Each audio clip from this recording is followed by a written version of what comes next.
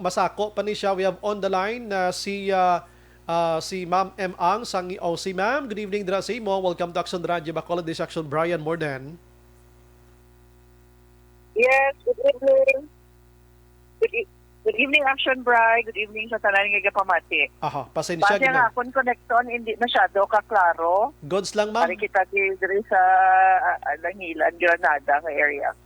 Okay lang, mama. Kaklaro lang gid, mama. Pasensya gid sa disturbo, ah. Okay lang. Aha. Ma'am, No problem. nag-virtual meeting this sining nga hapon lang, ano? So, ano, ma'am, ang nangin resulta, ma'am, sining inyong virtual meeting with Negros Occidental officials, ma'am?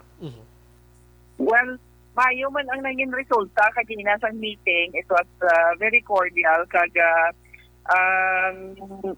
gin-present on the site ng Bacolod City ang ato nga proposal regarding sa mga testing requirement kag in ato travel protocols para sa inbound passengers, nga mga Bacolod bound passengers.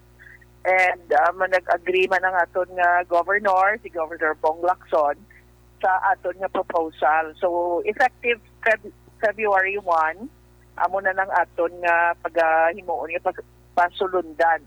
Galing kay may tungod nga mailis naman kita sa aton alert level status by the end of the month.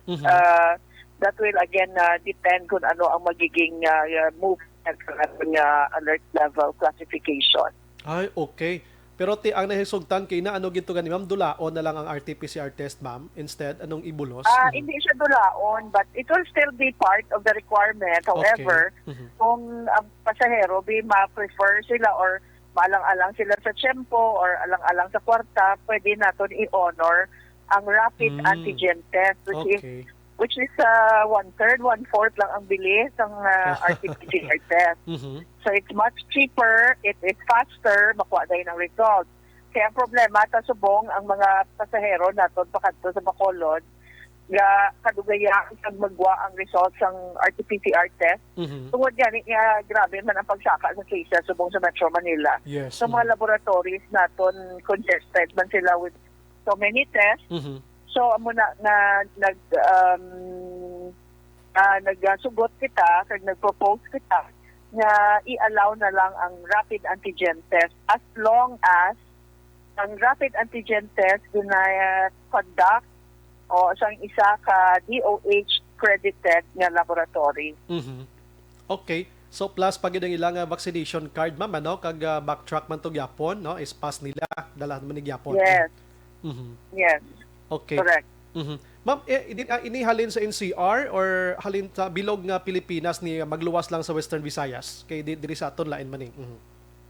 Yes, bilog nga Pilipinas outside of Western Visayas and Negros Oriental. So amo nang aton nagiging patakaran.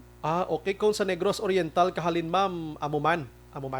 Wala na ta nag-require. Kung fully vaccinated, wala na requirement, vaccination card na lang. Pareho man na kung halin ka sa mga LGUs sa Western Visayas. Okay. Ma'am, lastly, ma'am, no, kay kabalo ko sa kada. Ang Negros Occidental, mamiya, kay di ba, Bacolod lang nimo, inbound travelers, dito sa Ilay, mamiya. Anong nahilusog? What do you mean sa ila? Ang sa ila to, mamiya, RT-PCR test mangyapon, separate gito sila ya. For Bacolod noon lang ni. Well, ang aton nagpangayo kita coordination kay para nga wala ba na confusion pag-abot sa aton mga pasahero nga mag-abot sa Silay Airport since ara pa sa jurisdiction sa Negros Occidental ang Silay.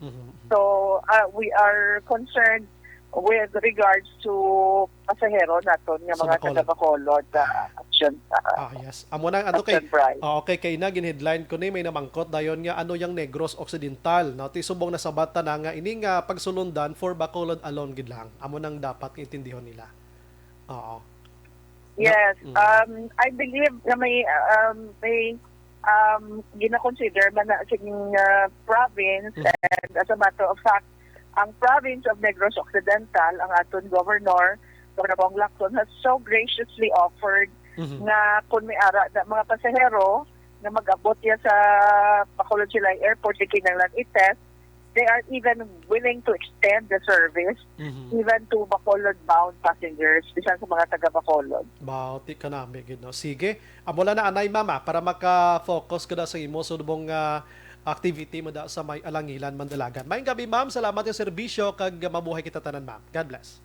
You're welcome. Madamo mga salamat, Action Brian, kag maayong gabi sa liwan. Yes ma'am. Action Firing Line. Okay, kay na